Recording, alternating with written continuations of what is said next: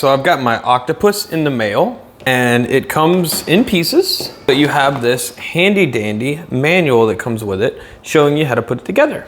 This is pretty cool. I like this. It's a very kind of heavy rubber, so that's really nice. And then it's very well packaged. So as far as connecting it together, you just literally slide it on like that, and now it's connected. And that is very hard to get back apart. So I am not worried about that sealing really well. So that's pretty cool. These are all the attachments for attaching it to your pool. And this is the extra rubber diaphragm that it comes with. All right, so this thing is very reconfigurable, and this is the way I ended up hooking it up. So I have the grommet that goes inside of the pipe right here, and then I have the regulator, and then I just have a hose directly on it. And just like that, everything is set up and ready to go. The only thing left to do is kaplunk it into the pool. So we're gonna go ahead and grab it and toss it in, and we'll get it started. Once it sinks to the bottom, I'll go turn my pump on. Initially, when I turned the pump on, I didn't have all the air out of the line. I left it set so that it was pulling from the main drain in the center of the pool and the skimmer. So it's not just pulling in straight air to the pump. It is getting a little bit of water while it is filtering out this air.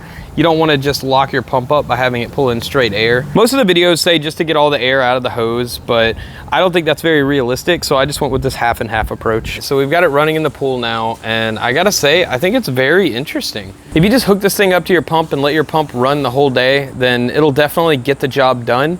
As you can see, it's made a pass through here, and there's definitely a difference between the green bottom of my pool and the blue bottom where it's made the pass. If it does go above the water like that, it will come back down and go back in the pool. It's not gonna escape from your pool, and it doesn't do that very often, but once in a while it does that. If you hook it up and it doesn't seem to be working and it's just kind of idle, it needs to be shimmying. So I didn't have my pump switched over to the skimmer. I had it half and half between the skimmer and the main drain, and that wasn't enough suction for it.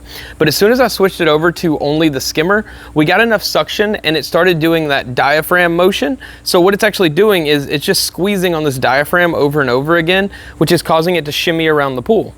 And that's really all there is to it. It has a few things that guide it, but more or less it's that shimmying motion. So it's doing a good job, and it's saving me from having to do this, and I'm super happy with that. So that's about it. I just wanted to show you that. It is in here saving me time. If you're looking for a cheap swimming pool vacuum that will wander around your pool on its own, this is definitely the way to go.